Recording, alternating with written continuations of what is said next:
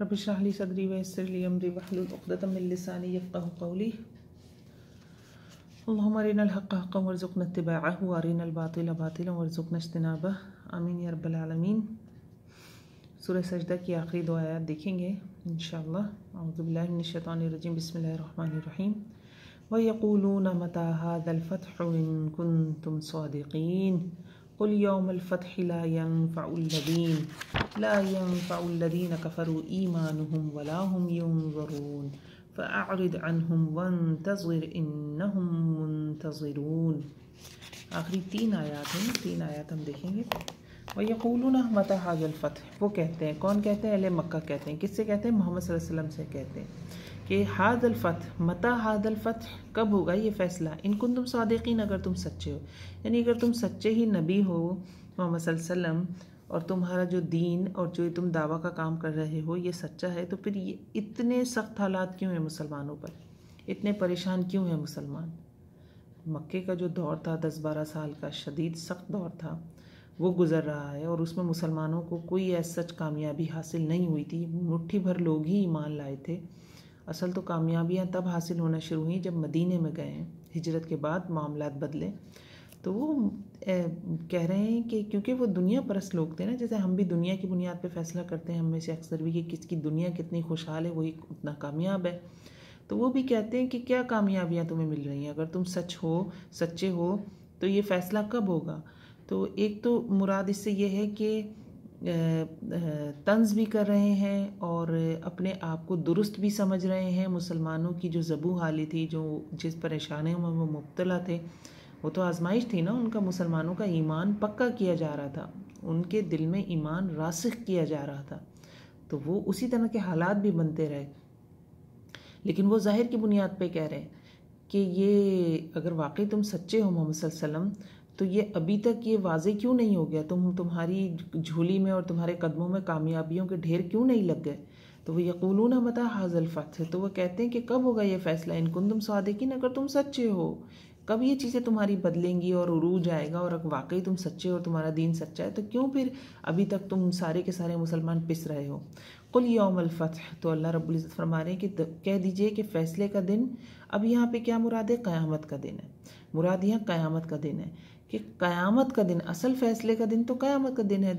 दुनिया में अगर कोई गरीब नज़र आ रहा है, कोई परेशान नज़र आ रहा है, तो इसका ये मतलब नहीं कि वो नाकाम है, ये उसके लिए फ़ैसले का दिल नहीं है। असली कामयाबी वो कामयाबी है जो आखिरत में मिलेगी, असली नाकामी वो नाकामी होगी जो आखिरत में मिलेगी। कुल यौमुल फ़त्ह, कह दीजिए कि क़यामत का दिन होगा असल फ़ैसले का दिन। और वो दिन कैसा होगा? ला यनफ़अुल्लज़ीना कफ़रू, वो दिन फ़ायदा नहीं देगा उन लोगों को जिन्होंने कुफ्र किया। किस चीज़ का? ईमानहुम, जिन्होंने कुफ्र किया इनका ईमान उनको फ़ायदा नहीं देगा। तो क्या पता चला असल कामयाबी किसके साथ है? असल कामयाबी नंबर 1 आखिरत की कामयाबी है और नंबर 2 ईमान के साथ है। दुनिया में कोई कितना ही माल दौलत कमा ले, कोई कितना ही सोशल वर्क कर ले, कोई कितना ही दूसरों को खुश कर ले, कोई नेकियों के पहाड़ लगा दे, अगर वो शिर्क पर है तो उसे उसका जो कुफ्र की वजह से, उसके शिर्क की वजह से उसकी कोई नेकी उसके काम नहीं आएगी। एक तो ये बात पता चलती है। दूसरी बात ये पता चल रही है कि असल कामयाबी आखिरत की कामयाबी है। हम सूरह फजर में देखते हैं ना, अभी कुछ दिनों पहले भी मैंने तफसीर में जिक्र किया कि दुनिया में कोई खुशी नहीं है और कोई गम नहीं है। हर चीज़ आजमाइश है। कोई चीज़ हमें मिलती है वो भी आजमाइश है, कोई चीज़ हमसे छिन जाती है वो भी आजमाइश है।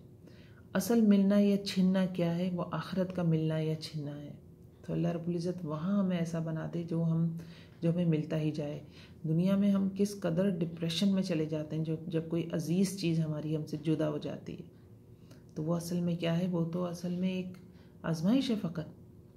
वला हुम युनज़रून, और फिर ये लोग क्या होंगे? वला हुम युनज़रून, वो मोहलत नहीं दिए जाएंगे, यानी ना तो उनकी तौबा किसी किस्म की कबूल की जाएगी, जबकि वो बेइंतहा तौबा करेंगे जो कि कभी दुनिया में नहीं की होगी उतनी, और ना उनकी माजरतें कबूल की जाएंगी। युनज़रून, मोहलत ही नहीं दिए जाएंगे, को किसी किस्म की कोई बात मानी ही नहीं जाएगी कि वो कहें कि नहीं अभी हमें जहन्नुम में न डालें, कुछ अरसे बाद डाल दें, या हमने ये काम इस तरह से इस वजह से कर लिया था, हम अब माफ़ी मांगते हैं। क्योंकि हमें कुरान में ऐसी बहुत सारी चीज़ें पता चलती हैं ना, जिनमें बाकायदा ये नज़र आता है, बल्कि साफ बड़ी वाज़े आयात हैं कि इंसान कहेगा या अल्लाह वापस भेज दे, मैं सदका कर आ जाऊँ, वापस भेज दे, मैं वाला नेक काम कर लूँ, कहेंगे कि हमने देख लिया, अब हमारा यकीन हो गया, अब हम ईमान ले आए, अब हमें वापस भेज, हम बड़े नेक और साले बनकर आएंगे। तो यहाँ पे ये बात पता चल रही है कि फिर ये सारी बातें जो है ना दुनिया के लिए ही हैं। तो अहम चीज़ इसमें क्या है, जो तौबा है, जो इस्तिग़फ़ार है, जो निदामत है, जो शर्मिंदगी है, जो हसरत है, वो मायने रखती है अगर हम दुनिया में ही कर लें। मरने के बाद कब्र में लेट के तो सारी मतलब कब्र में जो बज़ाहिर नज़र आता है, असल वक्त तो अल्लाह को पता है। क़यामत में और अगर इस वक्त कोई मर जाता है, उसमें ऐसा लगता है अभी भी करोड़ों सालों का फ़र्क है। तो आप देखिए करोड़ों सालों तक क़यामत में कब्र में खड़े होकर कोई नमाज़ें अदा करता रहे या मुस्तकिल सुबहान अल्लाह कहता रहे, तो कुछ नहीं, उसके नामा अमल में कोई फ़र्क नहीं पड़ेगा। आज सांसें जब चल रही हैं तो एक दफ़ा भी हम सुबहान अल्लाह कहते हैं तो हमारे लिए वहाँ जन्नत में एक दरख्त लगा दिया जाएगा, सुबहान अल्लाह। अब बताइए कितना वक्त लगता है इसमें, ये कहा है और जन्नत में दरख्त लग गया। तो अब वक्त की बात है। अल्लाह ने एग्ज़ामिनेशन पीरियड में जब हम हैं, एग्ज़ामिनेशन पीरियड है हमारा, उसमें जो करेंगे वो काउंट होगा ना। बच्चे को 3 घंटे के लिए बिठाया जाता है, 3 घंटे पे वो कॉपी में जो कुछ लिख दे, डॉट भी लगा दे, उस पर भी उसको प्लस माइनस कुछ ना कुछ मिल जाएगा। लेकिन बाहर आकर वो पूरी किताब लिख दे, नोट्स लिखे बैठकर, और तो उसकी क्या हैसियत होगी। फ़अरिद अन्हुम, तो अब मोहम्मद सल्लल्लाहु अलैहि वसल्लम को बताया जा रहा है कि देखो ये तो ये करेंगे, बातें भी करेंगे, तकलीफ़ें भी दे रहे हैं, बातें भी कर रहे हैं, तो आपने क्या करना है, फ़अरिद अन्हुम, मुंह मोड़ लीजिए इनसे, इन्हें एराज़ बरतें। मुराद ये नहीं कि तबलीग छोड़ दें, नहीं, मुराद ये कि तबलीग करनी है, इनकी बातों से और इनकी तकलीफ़ों से जो ये दे रहे हैं, एराज़ बरतना है। यानी दुश्मनियाँ जो हों वो इस बुनियाद पे ना हो कि कोई हमें इतना बुरा कह रहा है तो वो हमारा दुश्मन है। दुश्मनी हो इस बुनियाद, दुश्मनियाँ और दोस्तियाँ हो अल्लाह की बुनियाद पर, कि अगर अल्लाह के दुश्मन है तो हमारे दुश्मन हैं, अल्लाह के दोस्त हैं तो हमारे दोस्त हैं। उस वक्त मामला क्या था, एक दाई है, एक दाई चीज़ों को कैसे देखता है कि नहीं ये बहके हुए हैं, ये भटके हुए हैं, इन्हें राह रास्त पे लाना है। अगर मोहम्मद सल्लल्लाहु अलैहि वसल्लम सारे कुफ़ार से दुश्मनियाँ बांध लेते कि नहीं ये तुम तकलीफ़ें दे रहे हैं हमें, तो हमने तो इनको भलाई की तरफ नहीं लेके जाना, नहीं, तबलीग का काम करना है। एक दाई के लिए ये बड़ी बुलंदी की बात है। तो हम तो एक पैमाना ये बनाते हैं ना कि अल्लाह की बुनियाद पे दोस्ती होगी और अल्लाह की बुनियाद पे दुश्मनी होगी, जो बेहतरीन पैमाना है, जो बेहतरीन स्टैंडर्ड है किसी दोस्ती और दुश्मनी को नापने के लिए। और एक दाई कैसे सोचता है, बज़ाहिर जो अल्लाह के दुश्मन नज़र आ रहे हैं ये भी खसारे में है, मुझे इनके लिए भी फ़ायदा करना है, मुझे इनके लिए भी मेहनत करनी है। फ़अरिद अन्हुम, तो इस तरह की इनकी तकलीफ़ दे बातों से एराज़ बरतो, तकलीफ़ दे बातों से एराज़ करो। वंतज़िर, और इंतज़ार करो, इन्नहुम मुंतज़िरून, बेशक वो भी मुंतज़िर हैं। तो मुंह मोड़ना यानी जब दीन का काम, तबलीग का काम बंदा करेगा ना, तो शदीद मुखालफतें होंगी। मुखालफतें होंगी तो जनाब पीछे हम पूरी सारी आयत, पिछली ये 6-7 आयत कनेक्टेड हैं कि सब्र भी करना होगा, यकीन भी रखना होगा, और जो इख्तलाफात होंगे उनके मामले में सोचना होगा कि अल्लाह रब्बुल इज़्ज़त आखिरत में फ़ैसला कर देंगे। और फिर साथ साथ क्या है, अपने काम पे लगे रहना है, काम नहीं छोड़ना है। असल चीज़ ये काम नहीं छोड़ना है, काम लाजिम।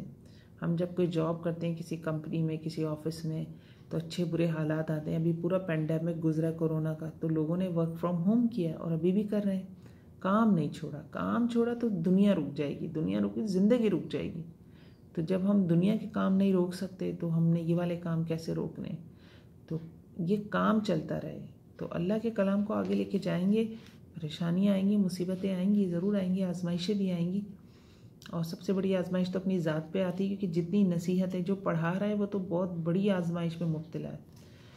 मैं यहाँ लेसन बनाती हूँ, मेरी तो सबसे बड़ी आजमाइश है कि हम खुद कितना अमल करते हैं।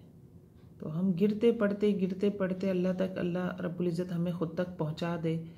कभी अमल होता है, कभी नहीं होता है, फिर तौबा कर लेते हैं, फिर पलट आते हैं, फिर सुस्ती का शिकार हो जाते हैं, फिर कभी चुस्ती का शिकार हो जाते हैं, कभी बहुत ज़्यादा काम करते हैं, कभी बहुत कम काम करते हैं। तो अल्लाह रब्बुल इज़्ज़त हमारी इस्लाह करे। हमें लगे रहना है, हमें लगे रहना है, छोड़ना नहीं है इसको, और संजीदगी से लेना चाहिए। यकीनन जितनी संजीदगी से लेंगे उतने अच्छे नताइज निकलेंगे। तो मुझे तो ऐसा लगता है हर चीज़ की बहुत भारी सी मोटी सी फ़ीस होनी चाहिए। जब हम पैसे देते हैं ना, क्योंकि पैसे से हमें मोहब्बत है बहुत, जब हम किसी चीज़ के पैसे देते हैं ना, तो हमें बड़ी फ़िक्र पड़ती है कि हम इतने पैसे खर्च कर रहे हैं, इस चीज़ को हमने बड़ा अच्छा सा करना है। तो हम, और आजकल मामला ये कि कुरान की तरफ हम मुफ्त में भी किसी को बुलाएं तो लोग आने के लिए राज़ी नहीं होते। तो जो चीज़ मुफ्त में झोली में गिर रही है, कोई उस पर क्यों नहीं लोग राज़ी होते, बड़ी मुश्किल है लाना लोगों को। और ख़ुद भी जमे रहना मुश्किल है। ख़ुद तो है ही है, पर्सनली इंडिविजुअली तो हर बंदा ही आजमाया जा रहा है, लेकिन कुरान की तरफ लोगों को लाना बड़ा मुश्किल है। लोग राज़ी नहीं होते, लोग आना नहीं चाहते। मुफ्त में भी दें ना आप कुरान किसी को तो वो लेने के लिए तैयार नहीं है। तो ये इस दौरे हाजिर की तो मुश्किल ये है। और वजह क्या है कि हम सब ने अपने अपने जो मसरूफियात है ना वो बड़ी इंटरटेनमेंट वाली कर रखी हैं। और वो एक मोबाइल हमारे हाथ में, वो हमें इतनी तफरी देता है कि हम अपना वक्त निकाल ही नहीं पाते। तो अल्लाह रब्बुल इज़्ज़त तो सूरह नशरह में क्या फरमाते हैं, अलम नशरह लका सदरक व वदअना अन्का विज़रक। आप इसकी आखिरी आयत देखें तो फ़इज़ा फ़रग़त फ़ंसब व इला रब्बिका फ़रग़ब, के जब तू फारिग हो जाए तो अपने रब की तरफ रग़बत कर दे। और फ़ंसब, और गड़ जा। गढ़ने से मुराद क्या है कि बिल्कुल जम जाओ अल्लाह के काम पर, अल्लाह की तरफ राग़िब होने पर। तो हमारा मामला ये, हम जैसे ही फ्री होते हैं खट मोबाइल उठा के कोई उससे एंटरटेनमेंट, कोई तफरी वाली चीज़ देखने लगते हैं। तो वक्त होगा तो हम कुछ करेंगे, उसका नतीजा ये है कि हमारे दिमाग बंद हो गए। हम सोचते नहीं कि हमें क्या करना चाहिए, ये वक्त हमें निकाल के ऐसे कर लेनी चाहिए चीज़। तो बेहतरीन आयात हैं कि दौरे हाजिर की बहरहाल मुश्किल ये है, और उस वक्त की मुश्किलें कुछ और तरह की थी। तो उन मुश्किलों से टकराना है, सामना करना है और अपने काम में लगे रहना है। तो अल्हम्दुलिल्लाह बिइज़्निल्लाह ताला हमारी सूरह सजदा मुकम्मल हुई। और अल्हम्दुलिल्लाह एट द मीन वाइल जो सूरह आल इमरान भी चल रही है हमारी, तो वो भी तकरीबन कंप्लीट होने वाली, कुछ आयात उसकी रह गई हैं। अल्लाह रब्बुल इज़्ज़त का बड़ा करम, बड़ी मेहरबानी, और बहुत कुछ कहा, बहुत कुछ सुना। मेरे ख़्याल हज़ारों अल्फाज इस तफसीर में, इस सूरह की तफसीर में ज़बान से निकले, और हज़ारों अल्फाज सुनने वालों ने सुने। अब अमल कितना है, हम कितना याद रख पाएंगे, ये दो चीज़ों पे मुनहसर है। एक हमारी नीयत और कोशिश, और दूसरा अल्लाह की तरफ से रहमत। तो नीयत, कोशिश प्लस दुआएं जो कि हर हाल में ही होनी चाहिए, और अल्लाह की रहमत मिल जाए तो क्या ही कहने। तो नेक अमाल और दुआएं अल्लाह की रहमत को खींच कर लाते हैं। तो अल्लाह रब्बुल इज़्ज़त हमें तौफीक दे अमल की, मोस्ट इम्पॉर्टेंट बात यह है। और अल्लाह रब्बुल इज़्ज़त इस काम को जारी रखने की तौफीक दे, मेरे लिए भी आसानी फ़रमाए, और आप लोगों के लिए भी आसानी फ़रमाए, और हम सब के लिए आसानियाँ फ़रमाए। अस्सलामु अलैकुम वरहमतुल्लाहि वबरकातुहू।